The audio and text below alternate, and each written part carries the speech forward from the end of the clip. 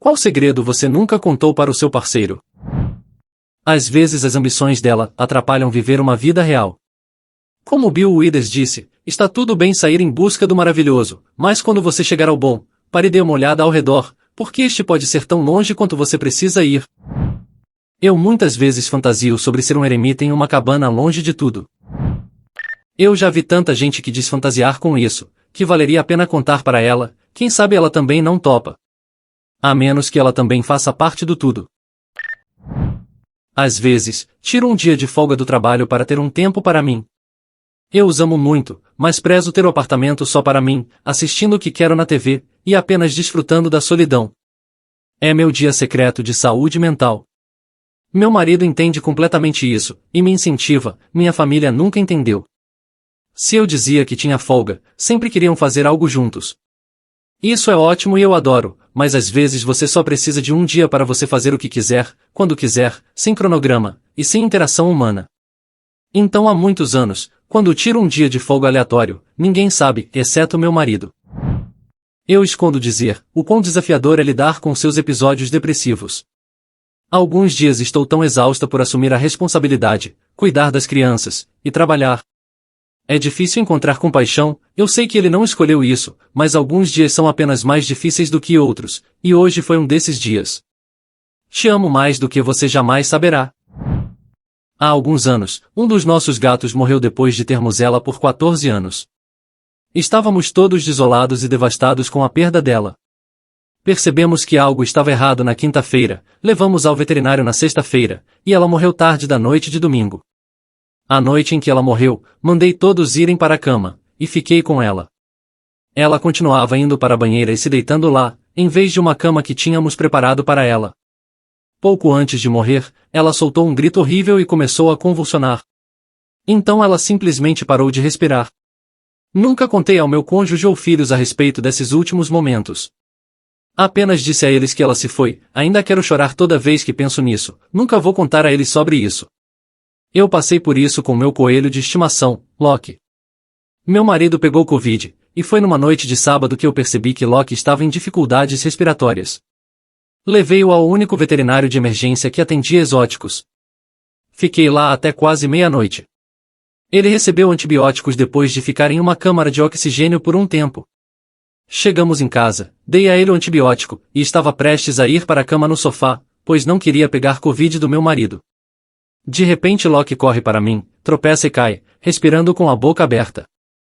Tentei pegá-lo, ele se levantou, e correu para onde nosso novo coelho estava, enquanto eles estavam se acostumando um com o outro. Ele desmoronou de novo, e finalmente consegui pegá-lo. Ele convulsionou e morreu em meus braços.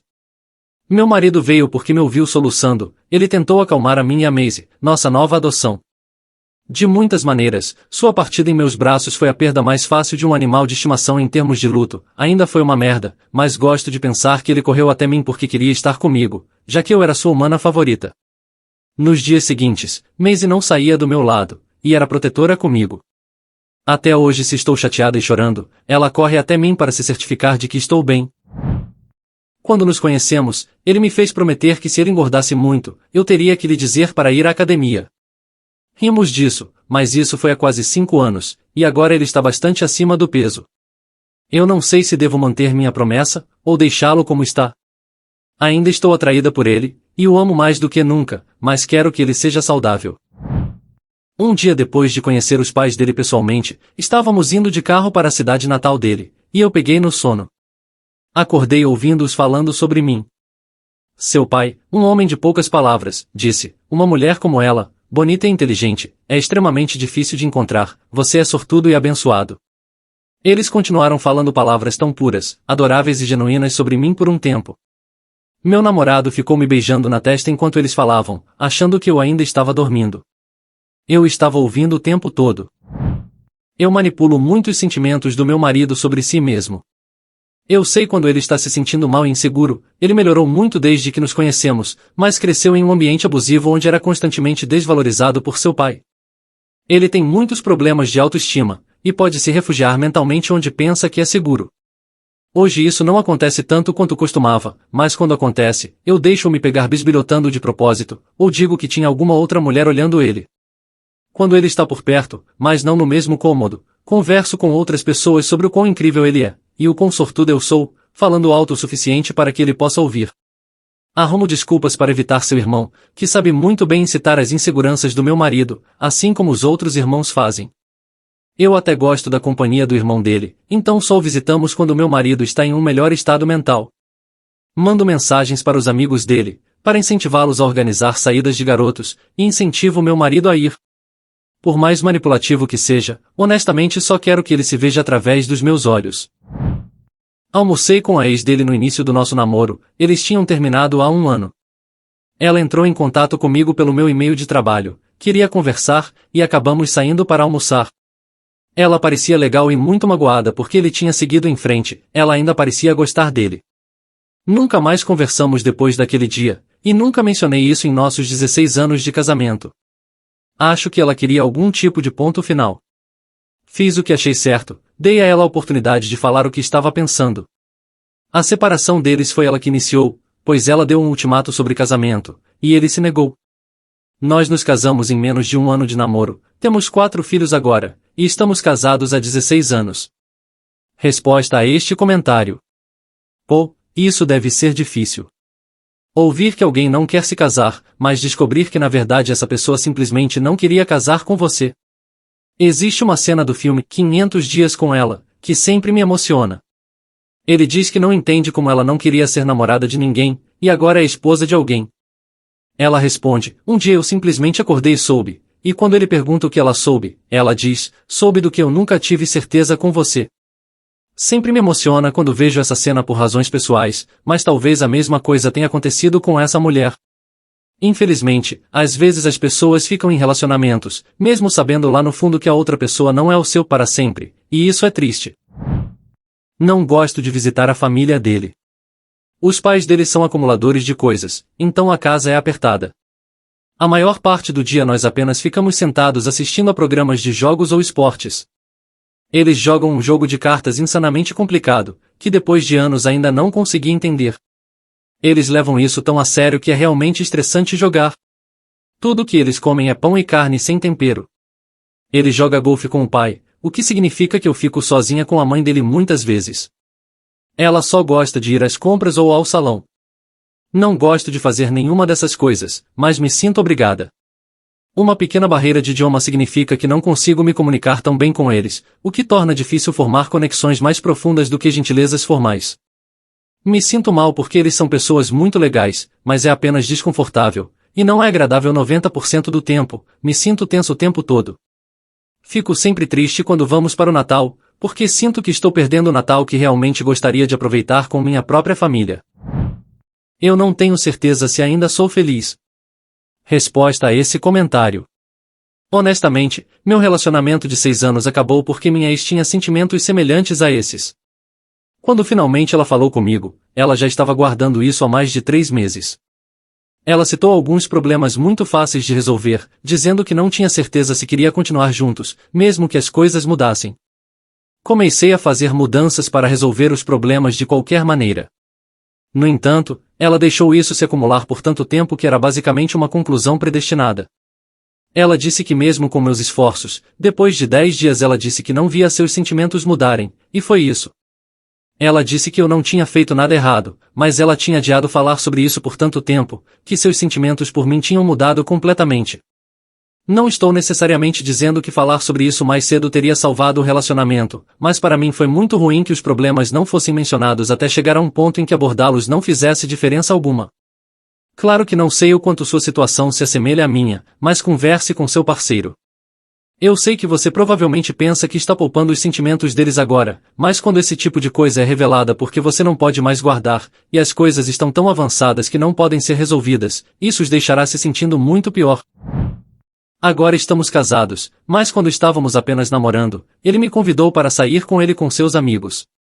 Assim que chegamos lá, o melhor amigo dele desde a infância me puxou para o lado, e me disse que eu não deveria estar lá e que ninguém tinha me convidado. Fiquei chocada e bastante envergonhada, e acabei pedindo desculpas, mas não sabia o que fazer porque eu tinha vindo com meu namorado. Então passei o resto da noite quieta, e 1 hora arrumei uma desculpa para ir sentar no carro para fazer uma ligação. Nunca contei ao meu marido que seu amigo fez isso. Ele se pergunta por que raramente vou com ele quando ele vai sair com seus amigos, mas não tenho coragem de explicar o motivo. Eu disse à minha esposa que algo caiu do céu e quebrou o vidro traseiro do meu carro enquanto eu dirigia para o trabalho em Sydney. Eu passei por um túnel, e uma aranha gigante subiu pelo meu braço, eu a sacudi e a perdi. Parei no posto de gasolina após o túnel, saí do carro pulando e me sacudindo. A aranha correu para o vidro traseiro, eu peguei um rodo e acertei a aranha. O vidro traseiro inteiro se quebrou e a aranha voltou para dentro do carro. Encontrei a aranha no banco de trás, dei fim nela, e fui para o trabalho. Quando tive a chance de ligar para minha esposa, eu disse que estava prestes a entrar no túnel, que havia um avião passando sobre o túnel, e o vidro se quebrou. O mais surpreendente dessa história é um australiano se assustar com uma simples aranha.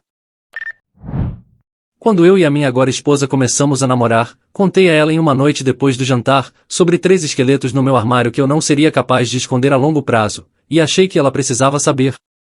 Ela respeitou a honestidade, e isso não mudou as coisas, mas significou que eu poderia relaxar completamente, e me tornei um parceiro melhor como resultado.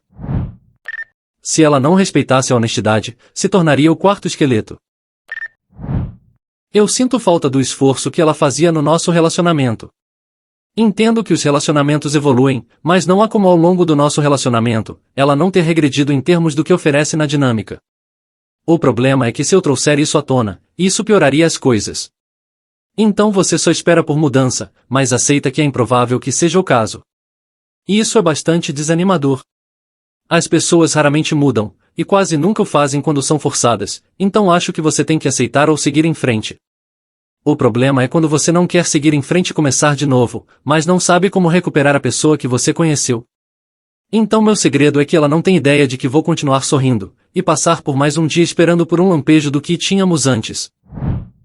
Cara, foi muito angustiante ouvir essa história. Ela literalmente me salvou. Somos melhores amigos desde que eu estava na 8ª série e ela na 7ª. Conheci ela através da minha prima, e tudo sobre ela me atraía. Eu fui apaixonado por ela da 8ª série, até eu ter 23 anos e finalmente ter a coragem de falar com ela sobre isso. Ela sabia e era mútuo, mas hesitava porque não queria arriscar nossa amizade, o que eu entendia. Quando eu tinha 23 anos, minha mãe se deletou. Começamos a sair ocasionalmente mais e mais, e durante esse tempo eu bebia muito, fumava mais de 5 a 6 gramas de concentrado por dia, e abusando muito de clonazepam, um remédio para transtorno do pânico. Eu tenho 1,93 m de altura, e tinha 54 quilos quando ela finalmente me deu uma chance. Ela me deu esperança, me ajudou a superar todos esses comportamentos autodestrutivos sem crítica ou julgamento, e me mostrou que estaria comigo para sempre. Vou fazer 27 anos em 4 dias, estamos juntos há 4 anos agora, e nos casaremos em 1º de março deste ano. Ela ainda é solidária como sempre, e me empurra para fora da minha zona de conforto para melhorar a mim mesmo. Agora estou com 77 quilos e não estou me matando com todas as substâncias que eu achava que precisava. Ela suportou minha grave depressão e extrema ansiedade, e foi mais do que compreensiva. Eu a amo e aprecio tanto que sinceramente não sei como colocar em palavras. Tenho certeza de que sem ela teria ido de base. Eu só não entendo por que ele mantém isso em segredo. Espero que no dia do casamento, ele tenha contado a ela toda essa história. Quando eu tinha 14 anos, minha avó faleceu. Por anos, eu vinha incomodando meus pais por um colar de ouro próprio. A vovó tinha um pouco de dinheiro, e ela me deu os $300 para um colar de ouro em seu testamento. Era meu orgulho e alegria, eu o usei por 17 anos antes de conhecer minha esposa. Ele saiu do meu pescoço talvez 3 vezes nesses 17 anos. Minha esposa, na época namorada, sabia o quanto isso significava para mim e pediu para usá-lo uma vez, mas o colar nunca voltou para casa. Ela o perdeu em algum lugar ou ele foi roubado, eu fiquei arrasado por 3 ou 4 dias enquanto revirávamos nossa casa procurando por ele. Acabei desistindo, mas ela ficou muito incomodada com tudo isso. Então decidi ir a uma casa de penhores, e comprar o mais próximo que pudesse de uma réplica exata, e então disse a ela que tinha encontrado o colar nas almofadas do sofá. Até hoje ela pensa que encontrei meu colar da minha avó, mas na verdade, este é o segundo modelo. Tento fazer pequenas coisas que sei que a farão se sentir melhor, mas ela nunca saberá que fui eu. Um exemplo foi quando a deixei no trabalho um dia, e percebemos que um animal havia rasgado um monte de lixo da lixeira. Ela reclamou que seu gerente ia fazê-la limpar depois. Eu disse que sentia muito que ela tivesse que lidar com isso, e que faria cupcakes para quando ela chegasse em casa. Depois que ela entrou, fui lá e limpei o lixo e voltei para casa para fazer cupcakes. Quando minha esposa chegou em casa, a recebi com cupcakes e ela me contou como foi lá fora limpar o lixo, e ficou super feliz porque outra pessoa já tinha feito isso, e fez o dia dela. Nunca vou contar a ela, e nunca vou parar de fazer isso. Há algo sobre receber um presente do universo que realmente deixa as pessoas felizes. Claro que ela ficaria feliz se soubesse que fui eu, mas não seria a mesma coisa do que se o universo a tivesse ajudado, então você deveria ser o universo que ajuda os outros. Na verdade, eu não preciso fazer cocô, só quero ficar sozinho em silêncio. Eu menti, fui eu que comi o último pedaço de carne especial dele. E com essas duas confissões monstruosas, dignas de psicopatas e criminosos irrecuperáveis, eu termino esse vídeo. E você, tem algum segredo que gostaria de revelar? Conte nos comentários por que gostamos de fofoca. Se você curtiu, se alegrou, ou foi entretido de alguma forma, considere curtir e compartilhar esse vídeo com aquele seu amigo para provar que você não guarda nenhum segredo dele.